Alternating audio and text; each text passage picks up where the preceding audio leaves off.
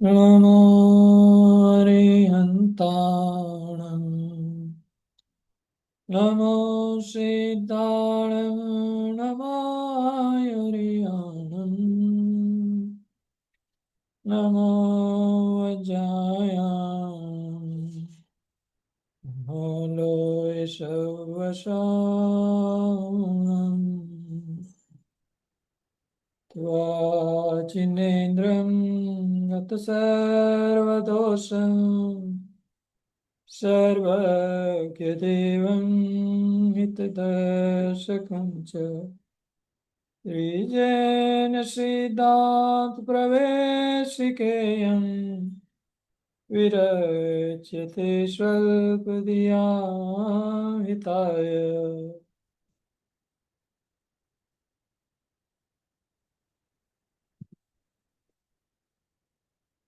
सभी को मेरा जय जिनेन्द्र। जय जिन पंडित। जय जिनेन्द्र सर। जय जिनेन्द्र। तो कल की जो चर्चा चल रही थी हमारी आत्मानुभूति के बारे में, गाथा 144 हमेशा उसी पे चर्चा आगे चलेगी।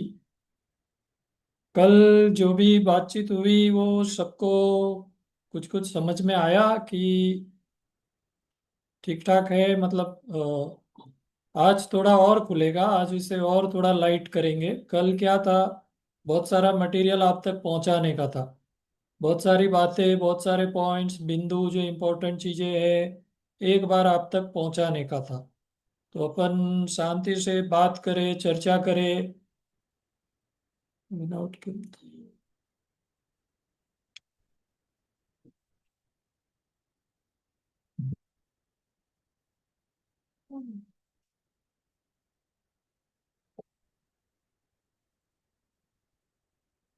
चालू है ना, अपना कॉल चालू है, राइट?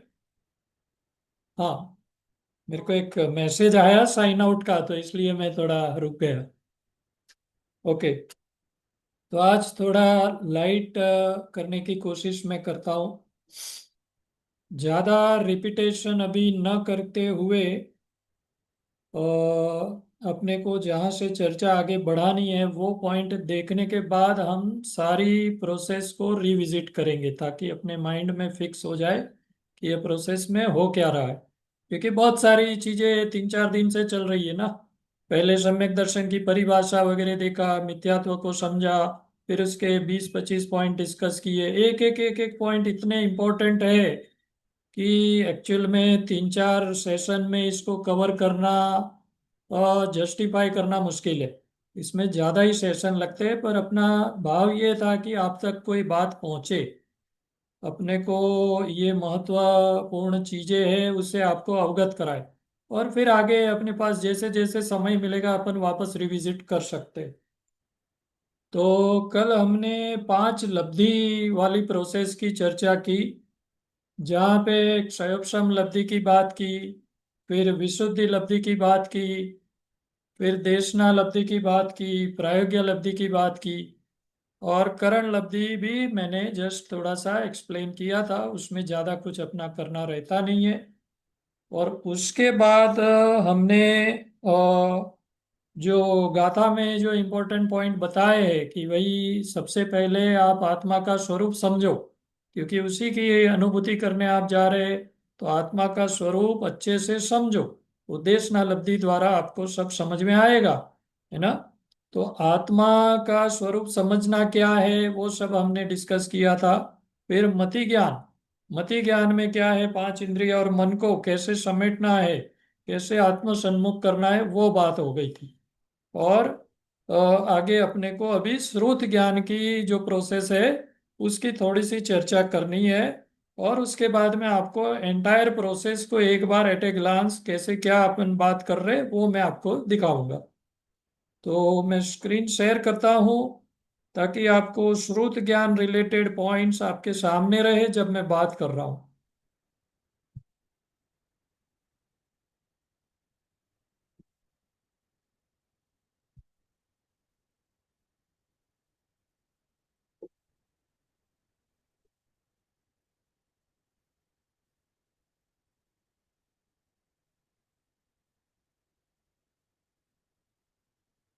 हम्म।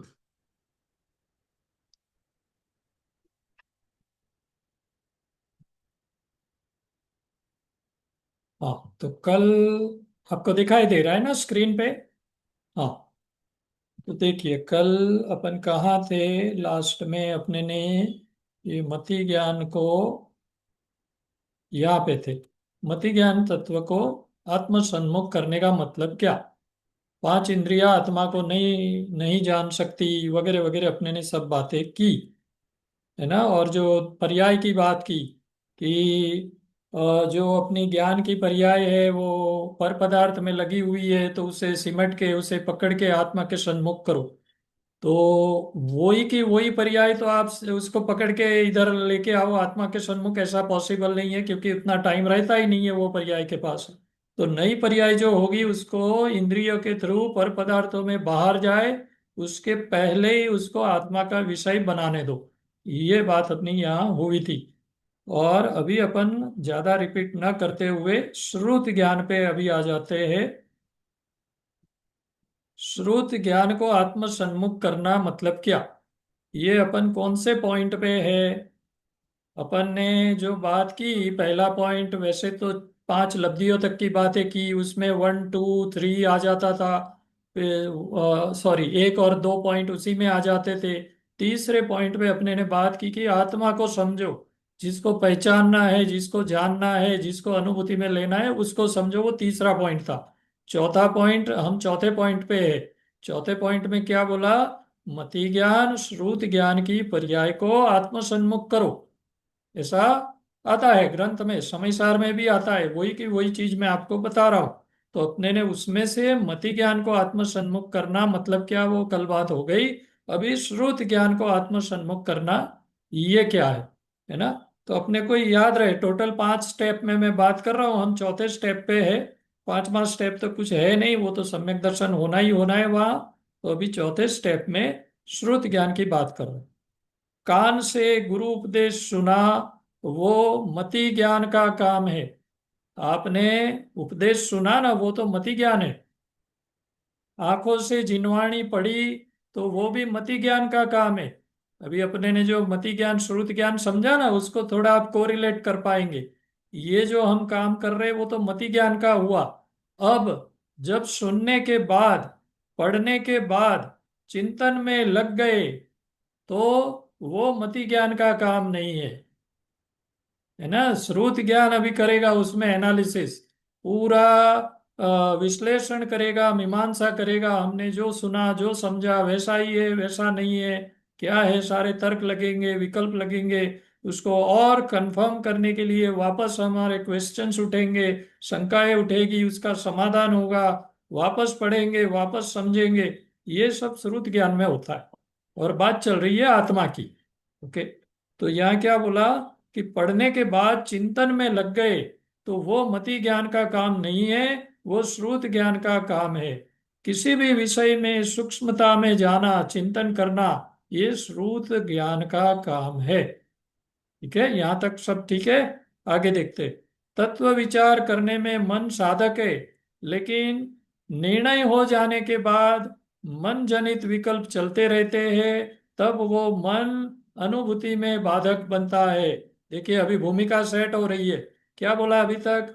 जब तक आत्मा नहीं समझे थे तब तक तो मन का काम बहुत अच्छा है, बहुत ही हेल्पफुल है। सब क्वेश्चन वही तो आते हैं ना, विचार आते हैं, चिंतन मनन चलता है, वो सब वही चलता है। तब तक तो ठीक है, लेकिन एक बार आपका निर्णय हो गया, यही मैं हूं, ये मैं हूं, ऐसा आपका तत्व निर्णय हो गया, आत्मा के बारे में पहचान लिया आपने। कैसे पहचाना? ग्रंथों में पढ़ के, स्वाध्याय करके, गुरु का उपदेश सुन सुन के आपने आत्मा को पहचान लिया, निर्णय किया, आगम से पहचाना। तो अभी मन का कोई काम नहीं है, ये भूमिका बना रहे। तो अभी अनुभूति के लिए मन बाधक बन रहा है। अभी तक तो वो साधक था, अपने को हेल्प कर रहा था, अभी वो बाधक बन रहा है। मन को आत्म सन्मुख करना मतलब दूसरे सारे विचारों को बंद होना, सारे विचारों का बंद होना, विकल्पों का बंद होना। आत्मा के सिवाय कोई विकल्प नहीं होना चाहिए। ठीक है। सारे विचार जो आ रहे हैं अपने को, दुनिया भर के, लौकिक हो, धार्मिक हो, आत्मा के भेद स्वरूप के भी विचार हो, विकल्प हो, वो सब विचार अभी नहीं चाहिए। अभी सिर्फ एक ही अभेद रूप त्रिकाली ध्रुव भगवान आत्मा, बस उसी के विचार चलेंगे अपन। उसी के विचार चलेंगे अपने अंदर। श्रुत ज्ञान में चल रहे विकल्पों को बंद करना, पर को छोड़ो, पर तरफ का झुकाव छोड़ो, ये नए पक्ष के राग, मैं अबद्ध हूँ, मैं बद्ध हूँ, मैं शुद्ध हूँ, मैं अशुद्ध हूँ, मैं नित्य हूँ, मैं अनित्य हूँ, ये सब जो अपने अंदर चलता है ना आत्मा के बारे में, आत्मा के अलग अलग गुण हैं, अलग अलग चीजें जो हमने समझी है। ये आत्मा नित्य कैसे है? तो त्रिकाली ध्रुव जो है वो नित्य है। आत्मा अनित्य कैसे है? तो पर्याय रूप आत्मा तो अनित्य है, एक एक समय में बदलता है वो। तो ऐसे सब जो हमने समझा है अभी तक, पूरा मसाला, पूरा आत्मा के बारे में जितना, तो वो सब विकल्प चलते रहते हैं मन में। तो ये क्या बोल रहे हैं, ये नए पक्ष के राग भी आकुलता उत्पन्न करने वाले हैं, दुखदायक है। मात्र शुद्ध ज्ञान स्वरूप भगवान आत्मा में दुख नहीं है। मैं शुद्ध हूँ, मैं पूर्ण हूँ, ऐसे विकल्पों से भी आत्मा भिन्न है। अभी ये सब विकल्प छोड़ो। ये श्रुत ज्ञान की बुद्धि जो नए ज्ञान में उलझी पड़ी है, उसे समेट कर आत्मसन्मुख करो। उसको अभी रोको वहां से कि भाई कब तक ये सोचते रहेंगे कि मैं क्या हूं। वो निर्णय तो हो चुका, अभी क्या विकल्प करना। हाँ, श्रुत ज्ञान द्वारा जो आत्मा तत्व का निर्णय किया था, हमने तीसरे पॉइंट में उसका निर्णय किया था, है ना। आत्मा क्या है, आत्मा का स्वरूप वगैरह का निर्णय हमने तीसरे स्टेप में किया था। वो निर्णायक भूमिका में अभी विकल्प चालू है। ये मैं हूं, यही मैं हूं। इस तरह श्रुत ज्ञान को आत्मसन्मुख करना, अत्यंत विकल्प रहित हो जाना, मति श्रुत ज्ञान की पर्याय पूर्ण रूप से आत्मा के प्रति समर्पित हो जाए। अपना मति ज्ञान और श्रुत ज्ञान 100% समर्पण चाहिए। अभी पर पदार्थ का कोई काम नहीं है यहाँ, बस आत्मा। वैसे मति श्रुति ज्ञान आत्म सन्मुख करो, ऐसा कहते हैं।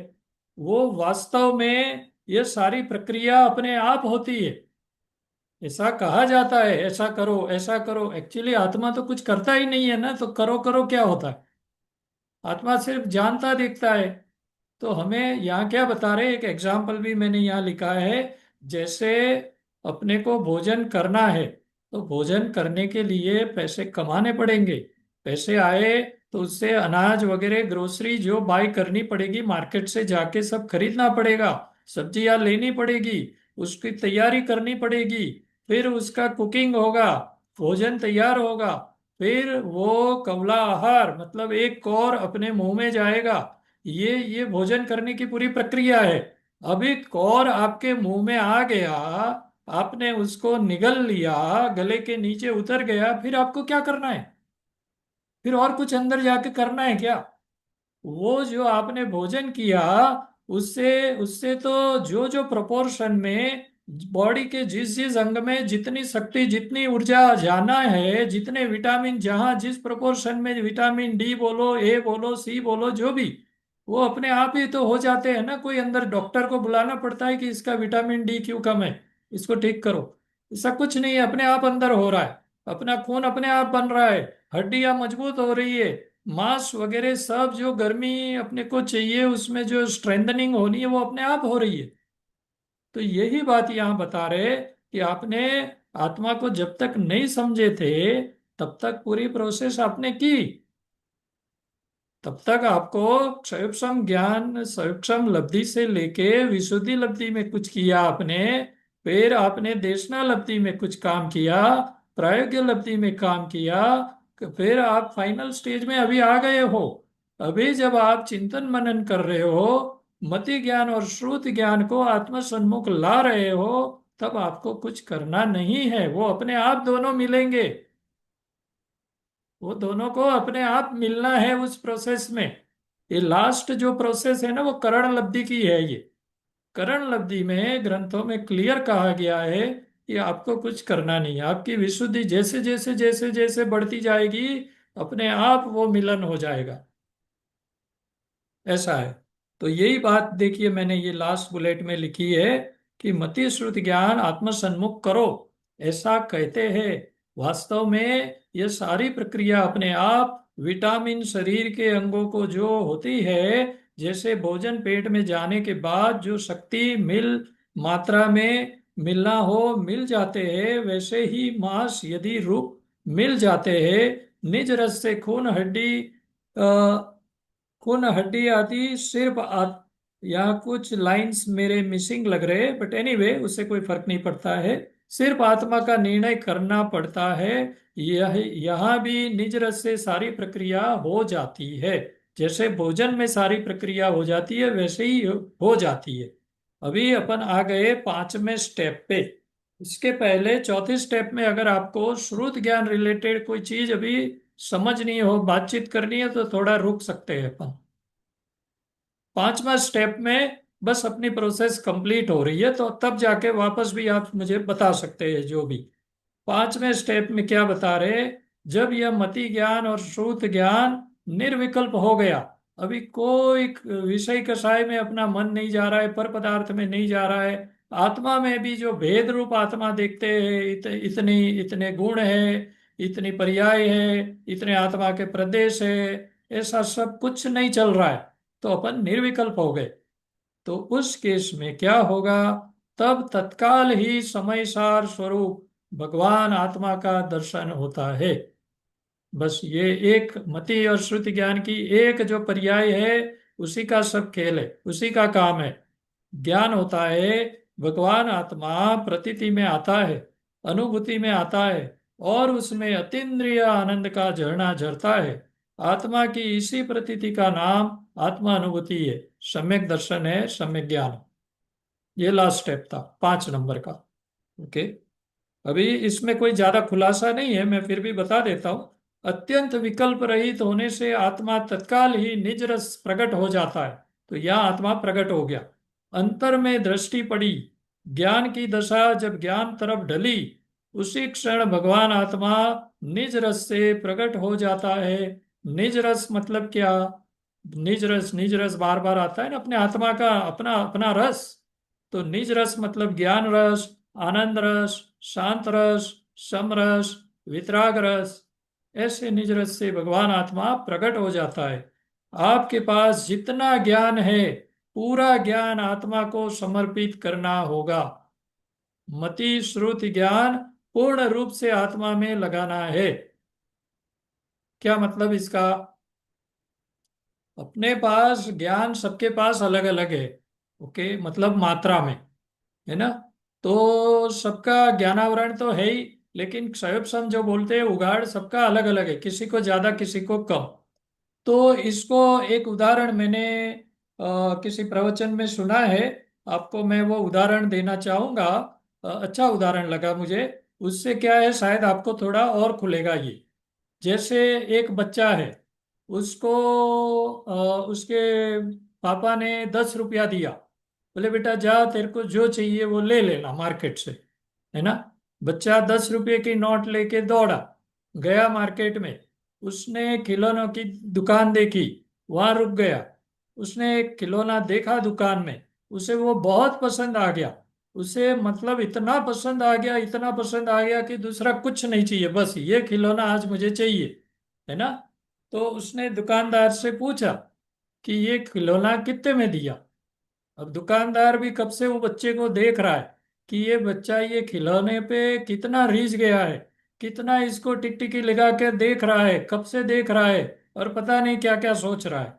तो उसे दुकानदार को ये चीज उसकी पसंद आई कि ये छोटा सा बच्चा, इसको ये खिलौना इतना इतना पसंद आ गया है, कब से देख रहा है, और अब मुझे पूछ रहा है कि कितने में दिया।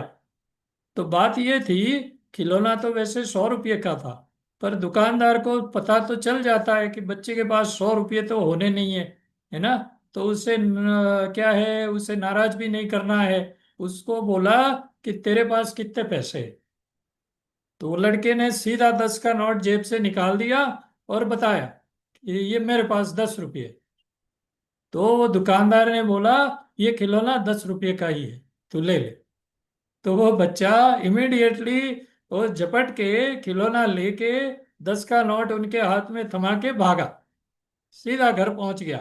तो पिताजी ने, मम्मी ने वगैरह ने देखा कि ये खिलौना ये कैसे लेके आया, इतने तो पैसे इसके पास थे ही नहीं, ये तो महंगा दिख रहा है।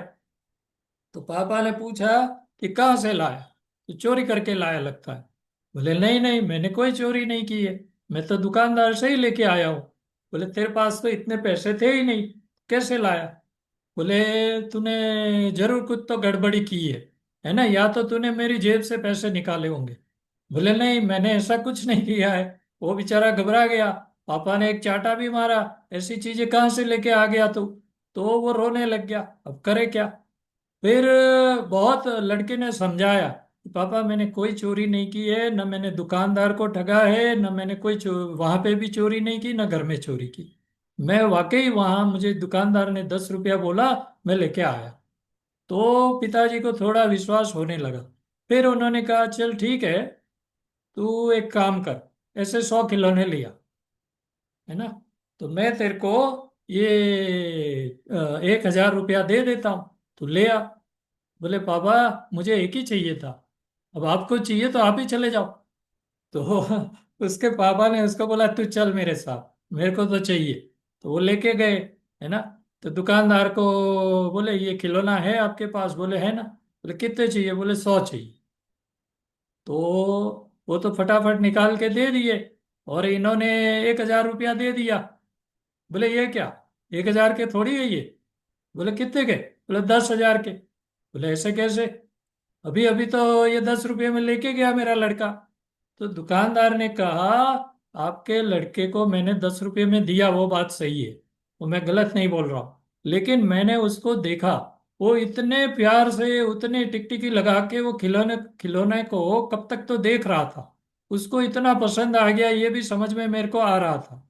और उसने 10 रुपये नहीं दिए, उसके पास जो था वो उसने सब कुछ दे दिया। उसने मेरे से 9 रुपये भी नहीं बोले, उसने 8 रुपये तक का कुछ सोचा नहीं, मेरे हाथ में 10 की नोट थमाई और लेके भागा है। आपके अंदर वो नहीं लग रहा है। बोले जिसको धंधा करना है ना, उसके लिए 10 रुपया नहीं है, तो आपको तो आगे बेचना है इसको, तो आपके लिए तो 100 रुपये का ही है। तो ये बात से क्या पता चल रहा है कि आपके पास, मेरे पास जितना ज्ञान है ना, सब समर्पित करना है ये प्रोसेस में। समझ गए अभी, पूरा 100% समर्पण चाहिए, जो आपके पास है सब लगा दो, तब जाके ये, इसको 100% समर्पण कहा जाएगा। अपन आधा ये करते रहे, आधा वो करते रहे, आधा विषयों में लगे, फिर इधर कुछ समय आके बैठे, कोशिश करे, वैसा नहीं, अपना समर्पण तो लगेगा इसमें। ठीक है, ये एक उदाहरण मुझे अच्छा लगा था, तो आपको बताया। अभी लास्ट बुलेट में क्या कह रहे, इसमें आत्मा के असंख्यात प्रदेश नहीं दिखते, जो जो हमने पढ़ा है वो सब नहीं दिखेगा निधि जी। आत्मा के अनंत गुण भी नहीं दिखेंगे। हाँ, यहाँ विकल्पात्मक दशा नहीं रहती। आत्मा क्षय में जैसा है वैसा दिखता है, आपके ज्ञान में जैसा है वैसा दिखेगा, ऐसा कुछ नहीं होता। कुछ लोग बोलते हैं ना, ऐसे ऐसे बहुत प्रकाश प्रकाश दिखता है ना, अंधेरे में से एकदम उजाला हो जाता है, ऐसा कुछ नहीं होता। देखिए ऐसा कुछ नहीं होता जिसमें करोड़ों सूरज का प्रकाश हमारे शरीर में दिखे, प्रकाश आत्मा में है ही नहीं, प्रकाश तो भूतगल की पर्याय है। तो ये कोई बताए आपको, तो ये आपको जस्ट क्लैरिटी के लिए कि ऐसे कोई चमत्कार वाली बात या दिव्यता वाली बात ऐसा कुछ नहीं होता है। सिंपल आपको पता चल जाएगा कि आज आपको अनुभूति हुई है ना। तो ये है, ये गाथा का भावार्थ मैंने थोड़ा सा लिखा था, वो सेम चीजें ही है।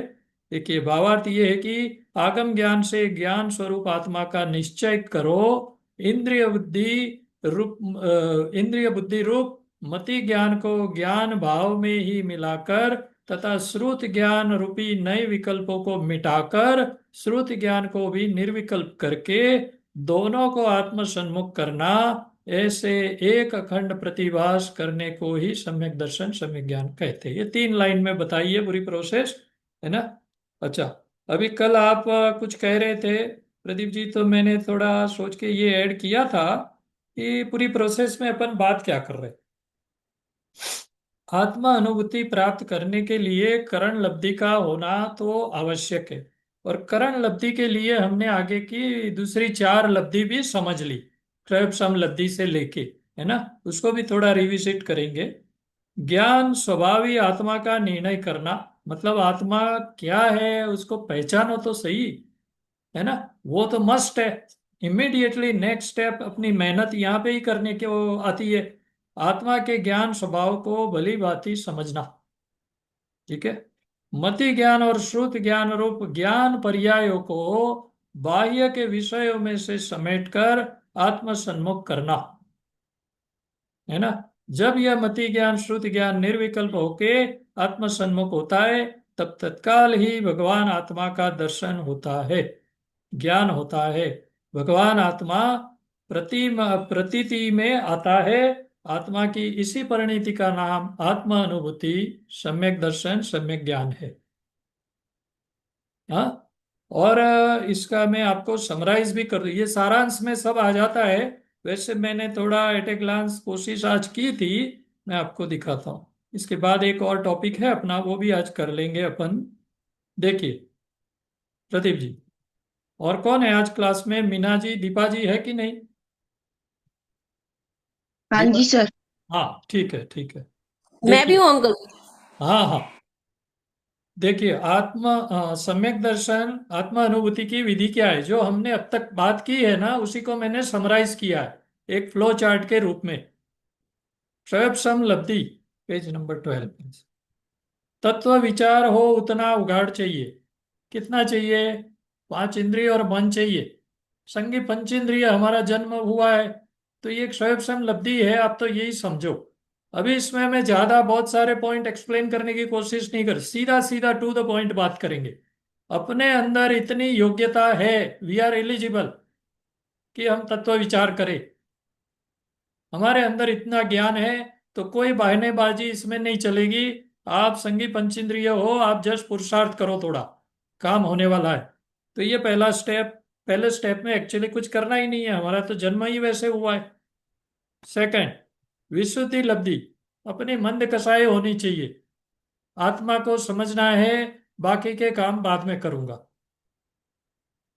तो ये भाव आने चाहिए, रुचि आनी चाहिए। आई थिंक एक चीज आप सबको खास बता दूं, ये 4 लब्धियां है ना, क्षयोपम विशुद्धि देशना प्रायोग्य, ये 4 लब्धियां हमारी अनंत बार हो चुकी है। हम फेल 5वें में हो रहे। ये 4 लब्धियां आप देखना, ये तो आप विशुद्धि लब्धि क्या अभी नहीं है हमारे अंदर? आप सोचो इसमें करना क्या है। और नहीं भी है, किसी को कम ज्यादा लग रहा है तो और मेहनत करो, विशुद्धि होना कोई बड़ी बात थोड़ी है। अपने अपने अंदर निरस्ता आनी चाहिए, संसारी चीजों में थोड़ा उलझने का कम हो जाएगा। मंद कसाई चाहिए ना, आत्मा को समझने की इच्छा चाहिए ना। देखिए देशनालब्धि, त्रिकाली ध्रुव आत्मा का सच्चा निर्णय देव शास्त्र गुरु के आधार से हमें करना है। बराबर, देव शास्त्र गुरु के आधार से कैसे कहा? तो भगवान का स्वरूप समझेंगे। भगवान का स्वरूप समझेंगे, वही तो हमारे आत्मा का स्वरूप है। हाँ, फिर शास्त्र को पढ़ो, जिनवाणी माता को पढ़ो, वो तो कर ही रहे अपन। और उपदेश जहाँ सुनने को मिले वहां सुनो। तो इससे क्या होगा कि इससे अपने आत्मा का निर्णय होगा। अपना सारा पुरुषार्थ इसी दिशा में लगाना है, यही तो करना है, और करना क्या है हमें। देखिए, तो ये हो गई देशना लब्धि, ठीक है। चौथी प्रायोग्य लब्धि, जिनवाणी पढ़ के ऊपर जो देशना में आपने सुना, उसको अभी कैपिटलाइज कर रहे हैं अपन। देशना लब्धि में जो हमने काम किया, जिनवाणी पढ़ के, उपदेश सुन के, युक्ति का आलंबन, श्रुत ज्ञान से हम जो सोचते हैं ये ऐसा है, ऐसा नहीं होगा, ऐसा नहीं होगा, ऐसा नहीं, ऐसा होना चाहिए। हाँ, अवलंब से त्रिकाली ध्रुव आत्मा का सच्चा निर्णय करना, इतना ही हमारा बुद्धिपूर्वक कार्य है, बस यहाँ तक का ही काम है। ये जो सच्चा निर्णय हुआ कि ये मैं हूं, यही मैं हूं, इसमें बाहर मेरा कुछ नहीं है, ये पर पदार्थों को हटाओ, इसमें कुछ नहीं रखा है, भव भव से रखड़ रहा हूं मैं इसकी वजह से। तो ये हो गया आपका प्रायोग्य लब्धि का काम। प्रायोग्य लब्धि में आपको याद होगा कल मैंने बताया था, 70 कोड़ा कोड़ी सागर की अपनी कर्मों की स्थिति एक कोड़ा कोड़ी अंदर के हो जाती है। इतना बड़ा बेनिफिट है। नए कर्म की भी स्थिति बहुत कम रहती है ना। तो यहां तक आ गए, चौथी लब्धि जो हमेशा अपने को होती है। इसके बाद के स्टेप में अपन फेल हो जाते। बाद का क्या है, करण लब्धि, विशुद्धि जो अनंत अनंत बढ़ती जाती है। ये आखिरी स्टेज है, यहाँ हमें कुछ करना नहीं है। लेकिन यहाँ पे ही प्रॉब्लम आ जाता है, जो नेक्स्ट स्टेप आता है ना, ये करण लब्धि का ही एक्सटेंशन है, आत्मसन्मुख करना। मति श्रुति ज्ञान रूप पर्यायों को बाहर के विषयों से समेटकर आत्मसन्मुख करना। इंद्रिय और मन को पर पदार्थों के विषय में विषय मत बनाने दो। यहां पे हमें प्रॉब्लम हो जाता है। प्रदीप जी समझे आप? और पंडित जी इसमें तो ये वाला तो वो वाला स्टेज है जहाँ पे हम कुछ कर ही नहीं रहे, करना भी नहीं है। करना नहीं है, लेकिन हम्म। हमारा जो पांच इंद्रिय और मन है वो बाहर ही बाहर रहेगा, तो अंदर में काम कैसे होगा? मैं आपको एक उदाहरण देता हूँ। यही स्टेप में हमें कुछ नहीं करना है, बात सही है। लेकिन इसमें अगर हमारा उपयोग बाहर ही रहेगा, अंदर आत्मा को देखने के लिए जाएगा ही नहीं, तो काम कैसे होगा? तो उसमें क्या है, देखिए एक उदाहरण ये भी मैंने इन्हीं के प्रवचन से सुना था, डॉक्टर भारिल साहब का। बहुत अच्छा उदाहरण है।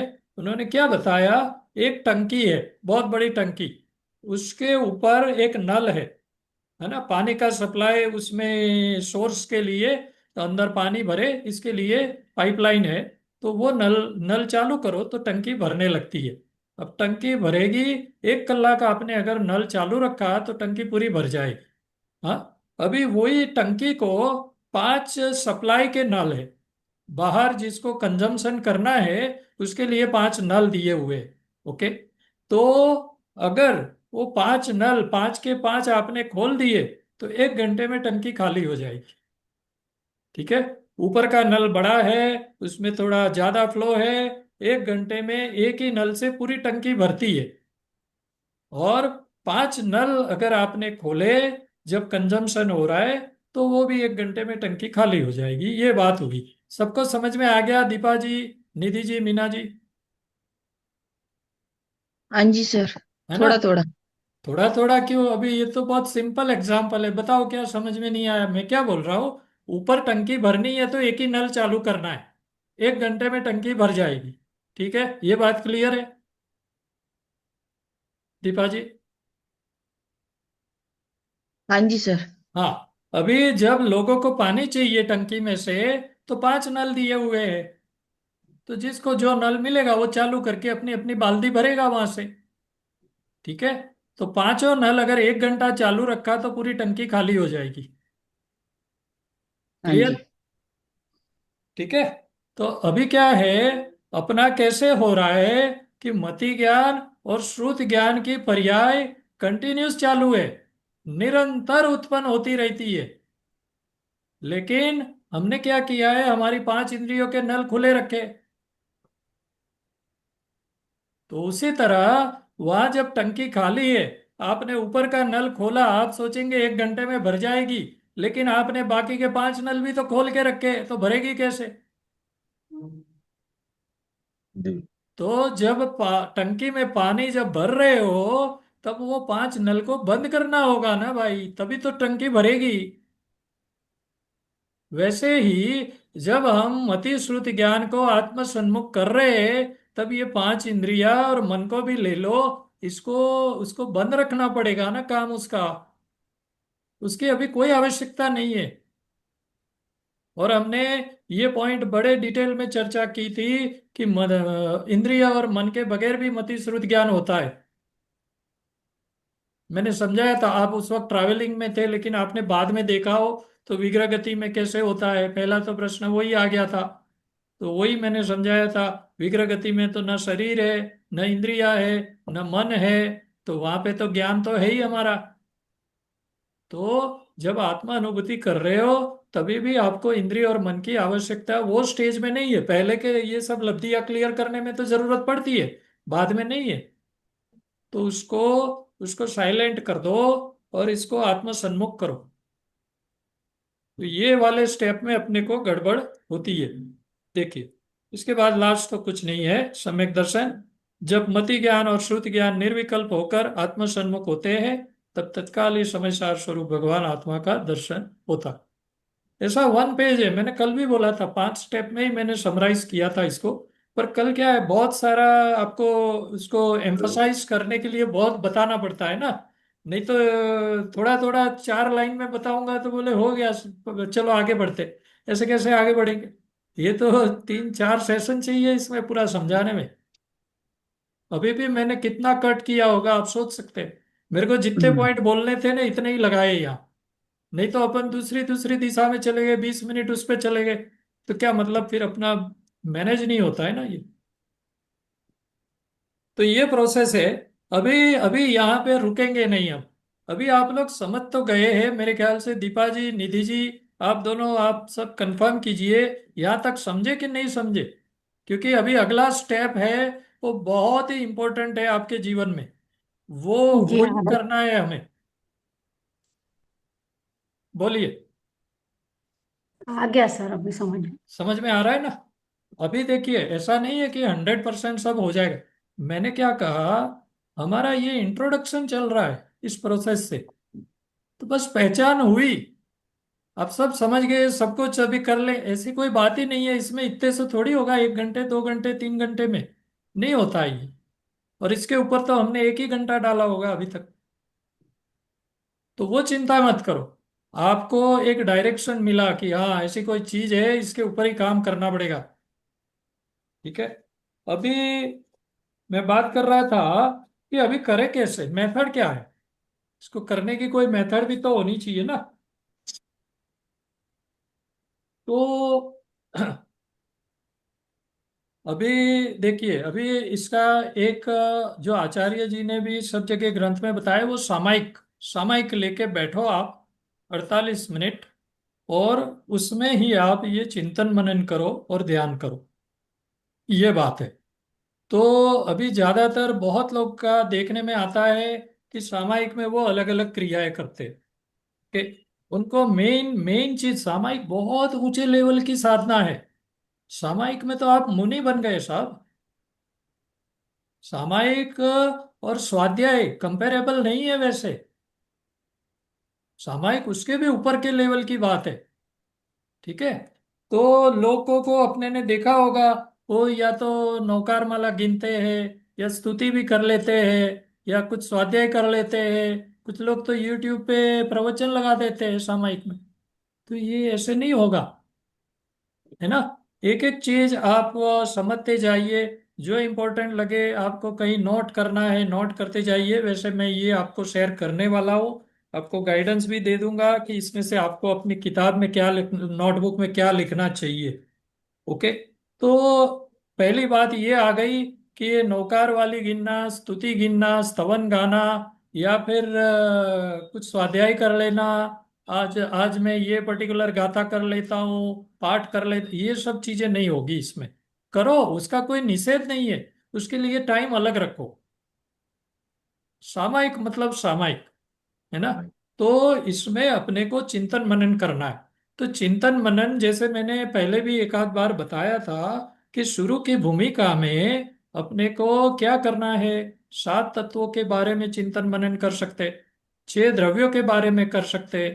6 द्रव्य तो अभी समझ गए अपन, दीपा जी, हाँ जैन जी सर। सिद्धांत में ही, है ना। आत्मा को भी अच्छे से समझ गए, द्रव्य गुण पर्याय वगैरह सब जो चर्चा की थी, हमने बहुत अच्छे से उसको कवर किया था।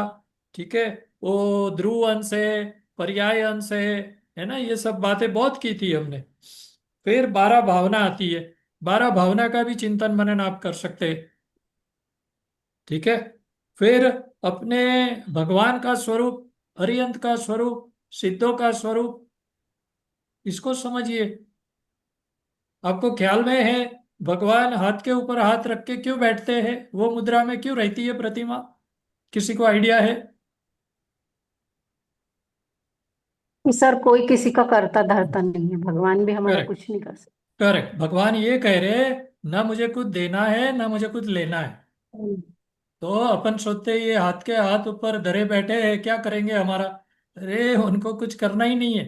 अच्छा, वो जो पलौटी वाल के बैठते हैं, पैरों में जो गांठ मार के बैठते हैं, वो क्यों, ऐसे क्यों बैठते हैं वो। तो भगवान कह रहे कि अभी मुझे कहीं पे भी जाना आना बाकी नहीं रहा, मेरा हो गया काम, सब कुछ करके बैठा हूं मैं। अच्छा, भगवान अपने की। में लीन है वो, हाँ, अपने आत्म ध्यान में। नहीं अभी अपन क्या है, उनकी जो पोजीशन है ना अपने प्रति। अपने में लीन है, अपने आत्म में। हाँ वो तो समझ गया। अपने जो हम्म। प्रतिमा रहती है ना, प्रतिमा का हर एक चीज का एक एक मीनिंग है। जैसे हाथ पे हाथ धर के बैठे हैं, तो क्या कह रहे हैं कि न मुझे कुछ चाहिए तुमसे, न मुझे कुछ देना है तुमको। तो वो इच्छा से तो तू आना भी मत यहाँ। इंटरप्रिटेशन करना होगा ना आपको। पैरों में गांठ बांध दी है, मतलब अभी मुझे इधर जाना उधर जाना किधर जाना कुछ नहीं, सब खत्म। फिर मुझे किधर भी नहीं जाना है, यहीं बैठा हूं मैं। फिर आंखें उनकी नासाग्र दृष्टि में है, तो आंखें बंद क्यों नहीं है, आंखें पूरी खुली क्यों नहीं रखते। ऐसे प्रश्न आने चाहिए ना। समझ रहे आप। हाँ जी सर। तो सर भगवान का आपकी क्या है नाट्यगृह तो दृष्टि में? उनकी दृष्टि अपनी अंदर रहती है ना, इसलिए आंखें नहीं। बंद है। बाहर देखना हाँ छोड़ दिया उन्होंने, वो तो है। अपने अंदर देखना शुरू कर दिया। हाँ वो तो पक्की बात। परद्रव्यों में। लेकिन हाँ, लेकिन आंखें खुली क्यों नहीं रखी है, मेरा प्रश्न वो है। तो वही आप जो बता रही है कि अंदर दृष्टि कर रहे हैं, वो ध्यान में है, ऐसा आप बोल रही है। अभी आंखें खुली इसलिए नहीं रखते हैं क्योंकि आंखें इधर उधर भटकती है, फिर अपना ध्यान कहीं और चला जाता है। अपन दर्शन करने भी जाते हैं, एक दो लोग ऐसे बाजू में आ गए तो थोड़ा उधर ध्यान तो चला ही जाता है, कौन आया क्या है। तो सर बंद कर सकते हैं? नहीं, आंखें बंद की तो प्रमाद हो जाएगा, इसलिए भगवान आंखें बंद भी नहीं करते। नींद आ जाएगी आपको दीपा जी, हाँ जी। तो इसलिए आंखें बंद भी नहीं करते। तो ये सब अपने को स्वरूप भगवान का समझना पड़ेगा। भगवान के कितने अनंत गुण है, वही का वही प्रतिबिंब है, हमारे आत्मा का प्रतिबिंब भगवान है। तो ये चिंतन मनन में ले सकते हैं, सामायिक में। आप प्लीज ध्यान से सुनिए। आप सामायिक करो, नहीं करो, जब करो तब करो, लेकिन करना क्या है वो तो समझ लो। ठीक है। फिर अपने आत्मा का स्वरूप, वो मैंने आलती ऑलरेडी। फालती का नहीं समझ में आया अंकल जी। सॉरी, क्या बताया। जो पैरों में जो आपने बताया था ना, आलती मारती मारते के रखो, नहीं समझ में आया। नहीं, आपकी आवाज जो ब्रेक हो रही है मीना जी। वो पैरों ये को वो पूछ करके रखते हैं, हाथों पे हाथ का समझ में आ वो ये पूछ रही हूँ, गया। आवाज आ रही पद्मासन में क्यों बैठते हैं? पद्मासन में क्यों ठीक बैठते है, हैं? ठीक है। पद्मासन में वही हाथों पे हाथ धर के बैठे हैं, तो उसका मीनिंग हाँ मैंने हाँ, वो बताया नहीं ना। समझ में आया। उसका दृष्टि, हाँ, दृष्टि, हाथों पे हाथ का समझ में आ गया। हम्म। वो फिर समझ में पैर आ गया बांधने ना। का पूछ रही है कि पैर पैर क्यों उन्होंने ऐसे कर रखे हैं कि पैरों पे गांठ मार के बैठे हैं क्योंकि अभी कहीं जाना नहीं है। हाँ हाँ, वो समझ में आया। उनको अब किधर भी कहीं जा दुनिया रही में, है। इधर जाओ, ये देखने जाओ, घूमने जाओ, ये करूँ वो करूँ, कुछ कुछ अच्छा। लेना देना नहीं है अभी उनको।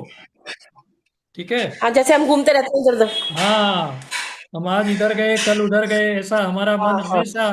कुछ नहीं है तो चलो एक चक्कर मार के आते। हम्म। तो ऐसे नहीं चलता है ना वहाँ तो ये सब हम्म। हुआ। फिर अपने जो दैनिक स्वाध्याय करते हैं, उसमें से भी आपको इंपॉर्टेंट पॉइंट्स मिलेंगे। अपने ने कितने सारे पॉइंट लिखे, 50वां, आज 50वां सेशन है प्रदीप जी अपना। बहुत सारे पॉइंट मिलेंगे आपको उसमें से अच्छे अच्छे। उसकी एक लिस्ट बना सकते हो कि आज मतलब इनके ऊपर मेरा चिंतन मनन चलेगा। ठीक है। फिर और क्या, अपने जीवन अभी तक का जो अपनी लाइफ गई है, उसमें से भी क्या क्या सही हुआ क्या गलत हुआ, तत्व ज्ञान की दृष्टि से सोचो इसके बारे में। मैंने पूरा टाइम कहाँ गवा दिया या कहाँ अच्छा काम भी किया, उसका विश्लेषण पूरा चिंतन मनन कर सकते हो आप। चलो वो तो एक दो बार ही होगा, उसके बाद क्या, अभी आगे क्या करना है। फिर ऑब्जर्व करो, हर रोज में जो आगे करना है उस हिसाब से मैं जा रहा हूं कि नहीं जा रहा हूं। बहुत सारी चीजें ये इनिशियल स्टेज में ये करना होगा। अभी आप बोलेंगे साहब आत्मा तो सिर्फ देखता जानता है, आप बोलते हैं ये करो ये करो ये करो ये करो। तो भाई आप इनिशियल स्टेज में हो, आपकी जो बुद्धि है वो अशुभ में लग जाएगी। बुद्धिपूर्वक हमें करना पड़ेगा ना ये। इनिशियल स्टेज में ऐसा व्यवहार में कहने में आता है, मेहनत करनी होगी। स्पाइडर को आपने देखा है ना, स्पाइडर बार हाँ बार जी। दीवार पे चढ़ता है, गिर जाता है, वापस चढ़ता है, फिर गिर जाता है, लेकिन वो छोड़ता है क्या? ऊपर चढ़ने से नहीं छोड़ता है, वो चढ़ के ही नहीं रहता है। छोड़ता। हाँ। क्या छोड़ता है? तो वैसा ही हम जब सामायिक में चिंतन मनन करेंगे तो अपना ध्यान भी बाहर जाने वाला है। तो डरो मत, घबराने की आवश्यकता नहीं है। हम तो हमारे अच्छे अच्छे शुभ पॉइंट लेके बैठे हैं स्वाध्याय वाले, उसके ऊपर चिंतन मनन करेंगे। थोड़ा विचार आ गया, फिर सतर्क हो जाओ। ये प्रक्रिया है, इसे करना ही होगा। ये हो गया, फिर अपन अगले स्तर में आएंगे। प्रदीप जी, अभी इनिशियल स्टेज को क्रॉस करके मैं नेक्स्ट स्टेज की बात कर रहा हूं। नेक्स्ट स्टेज में अपना ध्यान होगा। पहले चिंतन मनन चला, अभी अपन ध्यान की तरफ जा रहे। क्योंकि चाहे कितने भी पॉइंट जमा कर लो, वो कमी पड़ने वाले हैं। रोज की एक सामायिक दो सामायिक आपने की, कितने पॉइंट का चिंतन मनन करते रहोगे? आप बोर हो जाओगे, एक लेवल पे आके खत्म हो जाएंगे पॉइंट। अरे मेरे जीवन का भी सोच लिया, मेरे भविष्य का भी सोच लिया। अब रोज रोज तो कोई इवेंट थोड़ी होती है, रोज किसी से राग द्वेष थोड़ी होता है, रोज झगड़े थोड़ी होते हैं कि इसके बारे में चिंतन मनन करूं, मुझे ऐसा करना चाहिए वैसा नहीं करना चाहिए। वो सब खत्म हो, अभी क्या करूं मैं? अभी कितना स्वाध्याय में जितने पॉइंट थे सब अच्छे अच्छे पॉइंट तो ले लिए, अभी क्या करूं? तो घबराने की कोई आवश्यकता नहीं। अभी अपन ऐसा लगे, अगर हमारी वो स्टेज है, अपनी मंद कसाई है, अपने को वो स्टेज में अगर लग रहा है, तो नेक्स्ट स्टेज में ध्यान में जा सकते हैं, जिसमें हमें ज्यादा कुछ सोचना है नहीं। एक्चुअली वहां पे तो क्लियरली बोला गया है, कुछ बोलो मत, कुछ सोचो मत, चुपचाप बैठे रहो। मेरा आत्मा सिर्फ जानता देखता है, बस। और फिर इसका भी बोझा मत लो, इसका भी टेंशन मत लो कि मैं जानना देखना ही कर रहा हूं या कुछ और सोच रहा हूं। प्रदीप जी समझ रहे हैं ना आप मैं क्या बात कर रहा हूँ? जी पंडित जी। हाँ, आप कोरिलेट कर पाएंगे तभी बताना, नहीं तो क्या है डिस्कनेक्ट हो जाएगा। मैं कुछ बोल रहा हूँ आप लोग फॉलो नहीं कर पा रहे तो देन थोड़ा मुश्किल होगा। मैं क्या बोल रहा हूँ कि इसमें उसको जो करना है करने दो, अपना काम, बस जानना देखना जानना देखना। आप कहेंगे मन तो भटक रहा है, कभी इधर का सोच रहा है कभी उधर का सोच रहा है, कल इधर जाना है, ये तो सब ऐसे ख्याल आ रहे हैं, क्या करूं? तो करने दो ना उसको, उसको करने दो। वो तो पर्याय है ना। आप कौन हो? आप त्रिकाली ध्रुव आत्मा हो। आप देखो कि ये कहाँ कहाँ भटक रहा है मन। कुछ उससे कोई कर्म बंद नहीं होता है, सामायिक में कहीं और आपका ध्यान चला गया, कोई और विचार आ गए, अरे क्या क्या कर सकते हैं आप कुछ कर सकते हैं क्या इसमें? अपने हर एक समय की एक एक पर्याय लिखी हुई है, एक एक समय की पर्याय में क्या विचार आएगा ना, विचार तक लिखे हुए हैं। हम और आप कौन होते हैं उसे रोकने वाले? आप समझ रहे हैं? ये बहुत इंपॉर्टेंट पॉइंट है समझने जैसा। आदिनाथ भगवान ने जब कह दिया मारीची का जीव महावीर बनेगा, 24 में तीर्थंकर, कैसे बोल दिया? एक एक पर्याय उनकी फिक्स है तब बोला ना। और 24 में ही क्यों बोला? 23वां क्यों नहीं बोला? 22वां क्यों नहीं बोला? नहीं हो सकते उसके पहले? तो हमारा भी वैसा ही है, तो चिंता करने की बात नहीं है। शुरू शुरू में ध्यान भटक रहा है, अशुभ में भी जा रहा है, तो आप कुछ नहीं कर सकते, जाने दो, चिंता ही मत करो, घबराओ मत। फिर आप सोचेंगे हाथ सीधे रखूं, हाथ ऐसे में बांध के रखूं, हाथ पैरों की घुटनों पे रखूं, आंखें खुली रखूं। अरे ये सब विकल्प छोड़ो भाई, अभी आप ध्यान में आ गए। हाथ जैसे है वैसे छोड़ दो, आंखें खुली है तो खुली रहने दो, बंद है तो बंद रहने दो। शरीर को ऐसे हड्डी एकदम टट्टार अपने स्थिर होके बैठूं, गर्दन को मैं ऐसा ऊंचा रखूं, ये सब क्या है? ये सब चक्कर में मत पड़ो। आपको शरीर का ध्यान करना है कि आत्मा का? है ना? तो ये सब विधि है। ये हमें जो अचीव करना है, इसके लिए कुछ डिसिप्लिन है। कुछ नहीं करना, वो ही तो तप है इसमें। कुछ मतलब कुछ नहीं करना, बैठे रहना है। तो ये सब इंपॉर्टेंट चीजें हैं। मैं आपको फाइल में भी दिखा सकता हूँ। दुनिया भर की बातें आने दो, आती है तो घबराने की कोई जरूरत नहीं। होता क्या है, मन थक जाता है। Mentally you will be tired. कितना सोचेगा, कितना सोचेगा भाई? तू सोच। तूने आपने खुला छोड़ दिया उसको, अब वो सोचेगा। सोचने दो। आप अपने आप को अलग तो करो। आप मन थोड़ी है। तो वो थक जाएगा। थक के जाएगा कहाँ? आपने जब उसको खुली छूट दे दी, या तेरे को जहां घूमना है घूम, फिर थक के वो कहाँ जाएगा? आपके पास ही वापस तो आएगा, आत्मा के पास। और कोई चौथी चीज, तीसरी चीज बची क्या अभी? तुझे 6 द्रव्यों के लिए खुला छोड़ दिया। जा, तेरे को जो सोचना है सोच, जो करना है। मैं तो बैठा हूं, मैं बैठूंगा, हर रोज बैठूंगा। मैं मेरे प्रयास जारी रखूंगा। तो वो थक जाएगा। थक जाके फिर अपनी पोजीशन चालू होती है एक्चुअल में। उसको थकने दो। वो प्रैक्टिस बन जाएगी फिर आपकी। फिर वो रोज रोज परेशान नहीं करेगा। फिर सीधा आत्मा के ख्यालों में ही आ जाएगा। आत्मा की बातें सोचने में ही आपको वो सपोर्ट करेगा। तो ये पूरी विधि है। आत्मा को अच्छे से जानो। जिन्हें जिन्हें आपने पहले कभी देखा नहीं है, जाना नहीं है, उसको अगर आप अच्छे से नहीं जानोगे, तो भाई ध्यान किसका करोगे? तो ये प्रोसेस है। कुछ कुछ टेंशन कहाँ लेने की बात है। सब कुछ अपने आप होना है। सामयिक के लिए बैठो, पुरुषार्थ करो बस। उतना ही पुरुषार्थ, बैठने का पुरुषार्थ बोल रहा हूँ। बैठ के कुछ काम थोड़ी करने का बोल रहा हूँ। और ये अभ्यास तो करना ही होगा ना। उसके बगैर कैसे आ जाएगा? खाना खाते खाते हो जाता है क्या सम्यक दर्शन? कहीं घूमने गए सम्यक दर्शन हो गया, लेटे लेटे सम्यक दर्शन हो जाएगा? ऐसे नहीं होता। कोई भी अशुभ क्रिया में सम्यक दर्शन नहीं होता है। उसके लिए बैठना ही पड़ेगा। और उसके लिए आपको 48 मिनट, ज्यादा मुझे नहीं मालूम आप लोगों की कैपेसिटी। आप लोग कितना क्या कर रहे हैं अभी मुझे नहीं मालूम। आपका शेड्यूल कैसा रहता है? तो 10 मिनट से चालू करो, 20 मिनट करो। करो तो सही।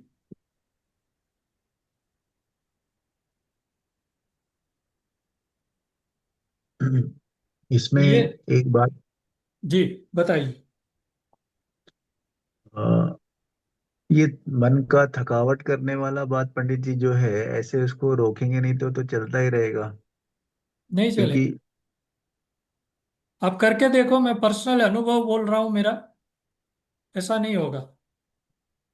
और ऐसा आपको कहीं लगे तो बुद्धिपूर्वक रोकना भी तो आप जानते ही है ना, ऐसी बात हाँ थोड़ी है। वही तो, वही वही पंडित जी, क्योंकि वो तो हम बुद्धि पूर्वक जब पता लगता है कि डाइवर्ट हो रहा है माइंड, तो हम बुद्धि पूर्वक उसको रोक के फिर अंदर आते हैं।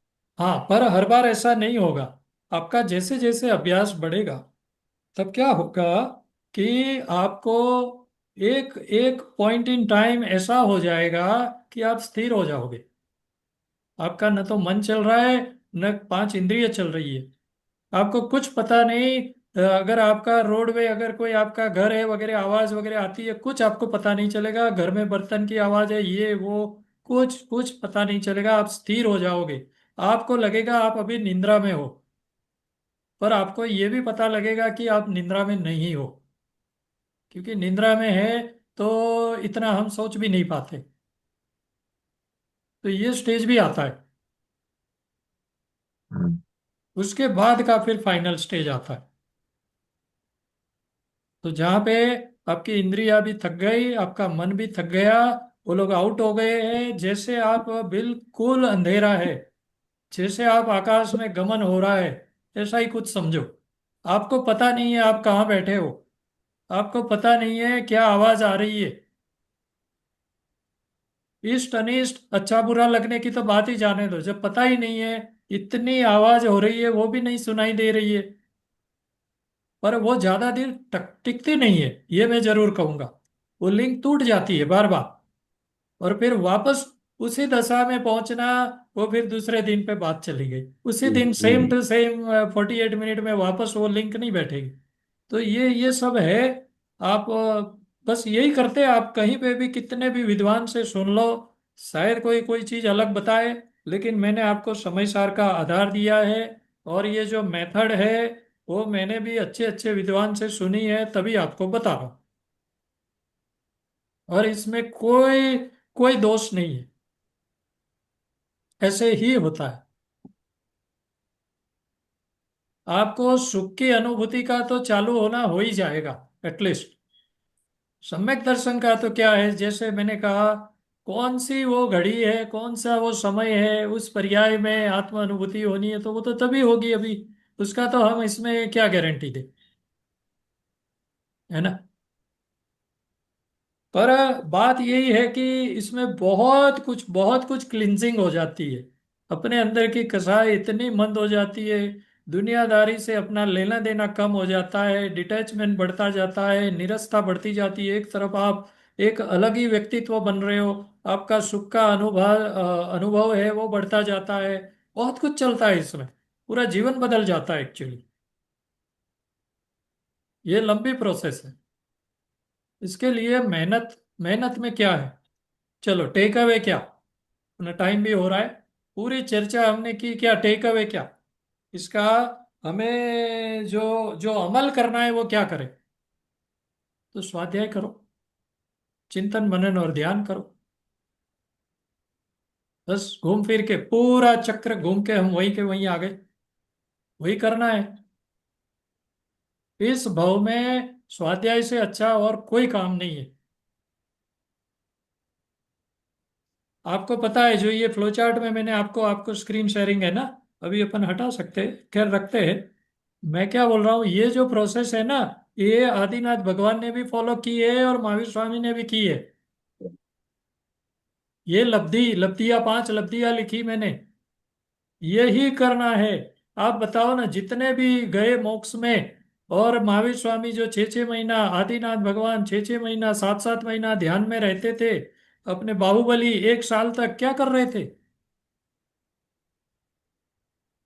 आप बोलो प्रदीप जी, उनको तकलीफ नहीं आई होगी कि ध्यान बाहर चला जाता है, 1 साल तक वो खड़े रहे। यही, वो 48 मिनट, वो चीज आई नहीं, इसलिए तो 1 साल लग गया, नहीं तो 48 मिनट में काम हो जाना था। वो पर्टिकुलर मूवमेंट को लाने में उनको 1 साल लग गया। तो ये तो लगेगा जिसका जहां लिखा है वैसे होगा। सभी को ये प्रोसेस से ही पास होना पड़ता है, सम्यक दर्शन की यही प्रोसेस है। कोई और, दीपा जी आप बोल रही थी इनको हुआ होगा उनको हुआ होगा, तो ये प्रोसेस पहले बताना, ऐसे सब कुछ किया है उनका है, तो बात अलग है। अदरवाइज ऐसे ही स्वभाव कर करके नहीं होता है सम्यक दर्शन।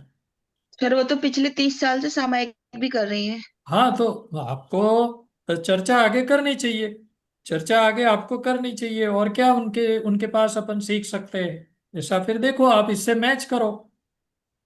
समझ रही आप। सामायिक भी करती है और ये स्वाध्याय वगैरह भी सब करती है वो। हाँ, तो डेफिनेटली काफी अच्छे ही जीव होंगे। आप और भी चर्चा करो, उनसे सीखो, सीखने वाली बात। ठीक है, अभी बहुत ही क्विकली मैं ये नोट भी आपको शेयर कर दूंगा, आपको क्या लिखना चाहिए वो मैं बता देता हूँ।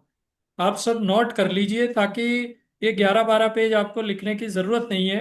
मैं आपको एक हिंट दे देता हूँ, बाकी जिसकी जैसा भाव, जिसको ज्यादा लिखना है तो सब आपके पास है मटेरियल तो। देखिए पेज नंबर 1 पे सम्यक दर्शन की परिभाषा दी है, वो लिख लेनी चाहिए आपके रेगुलर नोटबुक में। फिर अपने ने वहां दिया है सम्यक दर्शन के लिए क्या करना, मैं इधर दिखा देता हूं आपको स्क्रीन पे ही। देखिए ये परिभाषा आ गई। फिर नेक्स्ट लिखिए, सम्यक दर्शन के लिए क्या करना चाहिए। ये पेज नंबर 2 पे जा रहा है।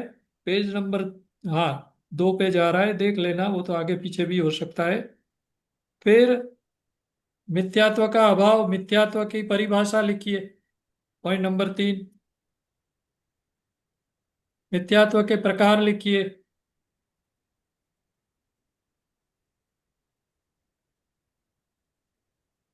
ओके, यहां तक आ गए। ये 25 एग्जाम्पल जो हमने चर्चा में लिए थे वो लिखने की जरूरत नहीं है, वो रखिए आप अपने पास। उसको पूरा लिखने जाएंगे तो पूरी नोट लिखनी पड़ेगी फिर, मतलब, तो उतना लिखने की आवश्यकता नहीं। फिर सारांश लिख लीजिए फिर सीधा। देखिए उसके पहले, सॉरी, मिथ्यात्व का अभाव कैसे करेंगे वो लिख लीजिए। मिथ्यात्व का अभाव कैसे करे वो लिखना चाहिए। फिर आत्मा अनुभूति की प्रोसेस 144 गाथा, वो सब लिखने की जरूरत नहीं है, सीधा सारांश लिख लीजिए। मैं आपको सारांश दिखा देता हूं जो आज मैंने बताया भी आपको। ये आ गया, 4 पॉइंट में मैंने सारांश लिखा है, दिख रहा है स्क्रीन पे आपको।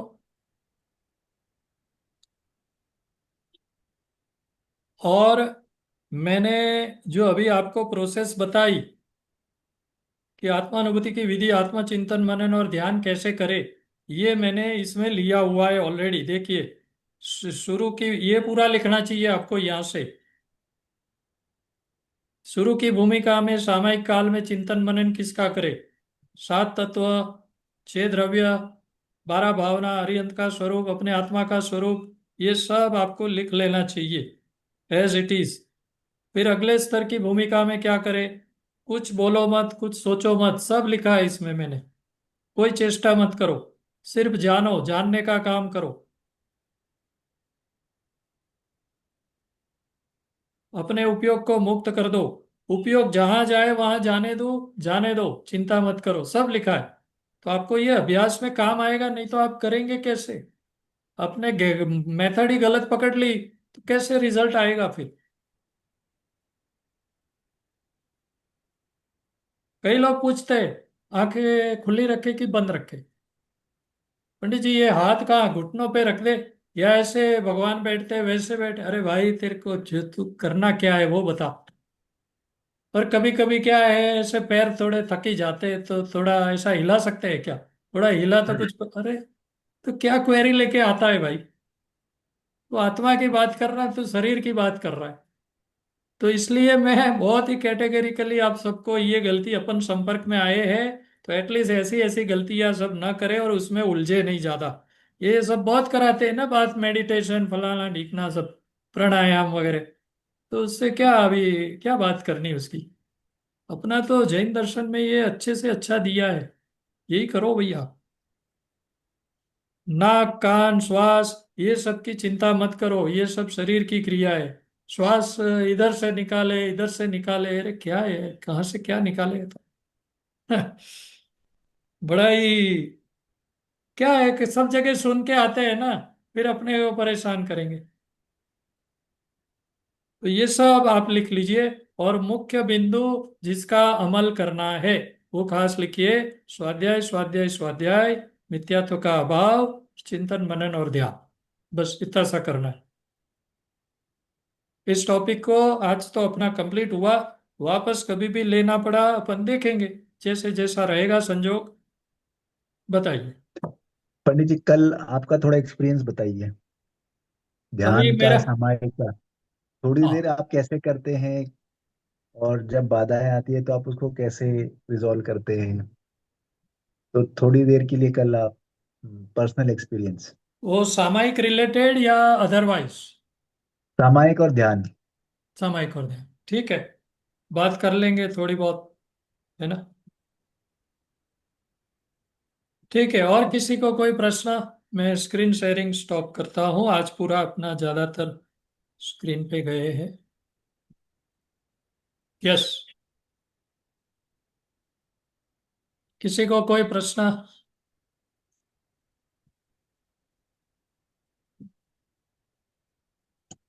ये गुंजन पटनी जी, आपका कोई प्रश्न? आप रेगुलर वैसे अटेंड तो करते हो, आपसे ज्यादा इंटरेक्शन हुआ नहीं। समझ में आया क्या आपको? जी सर, बिल्कुल बिल्कुल। हाँ, कभी भी कोई भी प्रश्न हो आप पूछ सकते हैं, है ना? सर वो काम करते करते सुनती जरूर हूँ, पर कोई बात। छोड़ने का मन रिलेट, पहले दिन का सुनती हूँ तो दूसरे का और मन होता है सुनने का। बराबर। देखिए, काम करते करते स्वाध्याय सुनना ये बहुत अच्छी बात है। स्वाध्याय सुनते सुनते काम मत करना। समझ गए ना, दोनों में फर्क ये है। आपने नहीं देखी, सर फर्क कैसे है तो? दोनों में फर्क समझ गई सर आप? दोनों एक ही तो बात है। नहीं, एक बात नहीं है। आप बैठते हो स्वाध्याय करने, है ना, और आप फिर मोबाइल देख रहे हो, आप कुछ और कर रहे हो, तो इसका मतलब स्वाध्याय करते करते कुछ काम कर रहे हैं आप, या कुछ नोटबुक लिख रहे, या कुछ और कुछ कर रहे। पर आप अपना काम करना है वो करती है, लेकिन साथ में आपको स्वाध्याय सुनने की रुचि है। ये बहुत बड़ी बात है, दोनों में बहुत फर्क है। ये जरूर करो आप। जी ठीक सर। है। चलिए, थैंक यू। किसी को प्रश्न है तो पूछ सकते हैं। ये बहुत बड़ी इंपॉर्टेंट चीज अपने ने 4 दिन से लगभग चली। इसको खास ध्यान में रखिए, अपने सिलेबस में बिल्कुल भी नहीं है, लेकिन मेरा भाव बना, आप लोग इतने सिंसियरली सुनते हैं, नोट्स लिखते हैं, और एक्टिव भी इतने हैं, प्रश्न भी अच्छे अच्छे आते हैं आपके, तो मेरा भाव बना कि आपको अवगत कराया जाए। क्योंकि इस भाव की सबसे इंपॉर्टेंट चीज मैं जितनी देर से बताऊंगा, इतना टाइम हमारा जाएगा। अभी तक पंडित जी मैंने सुना ही नहीं था इतना डिटेल में कोई बताए। जी। मीन्स थ्योरी बहुत सुना है, बहुत थ्योरी बहुत सुना है, पर ये प्रैक्टिकल वाला चीज पहली बार सुना मैंने। Practical, yes. आप समझे तो कल से, आज से चालू हो सकता है, ऐसी बात है। जी जी, ऐसी बात। वहां तक मुझे लेके जाना था। अभी देखो, जी। किसी को इतना समझ में ना आए तो वो तो और एक बार होगा, ये सेशन तो और हो सकते हैं, तब जी। तो जो भी अपनी नहीं, टीम में ऐसे है। ही पंडित जी यही सेशन, ऐसे ही सेशन चाहिए जिसमें और थोड़ा प्रैक्टिकली इन्वॉल्व करके हम और बढ़े हैं ऐसे। करेक्ट। सही बात है। थोड़ा सही। और आप भी ध्यान कराएं ना, 10 मिनट के लिए लास्ट में क्लास मीन्स ठीक है वो पढ़ सकते हैं, बट ये वाला एक्सपीरियंस नहीं आ सकता जब आप कराएंगे तो अच्छा लगेगा। राइट।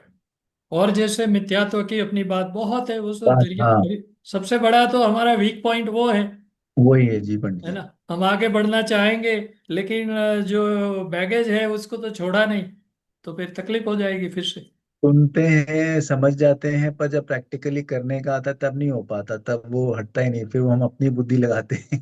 करेक्ट, वही फिर जो बेस्ट हो पाए वो हाँ, करते हैं, फिर अपन वैसा ही वही हो करते जाता है। हैं।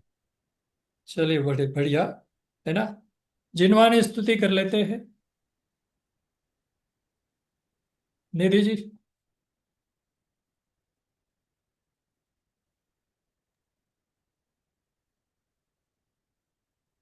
जवानी के ज्ञान से सूझे लोकालोक, सोवाणी मस्तक नमो सदा देत हूँ भोग।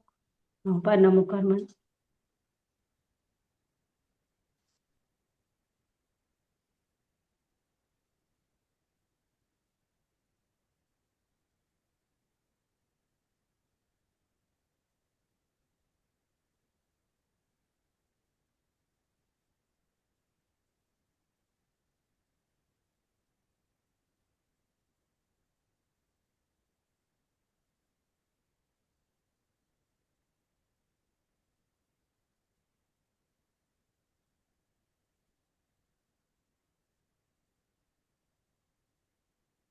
वाणी माता की जय। महान जैन धर्म की जय। जय। सभी को मेरा जय जिनेन्द्र। जय जिनेन्द्र। जय जय पंडित जी। जय।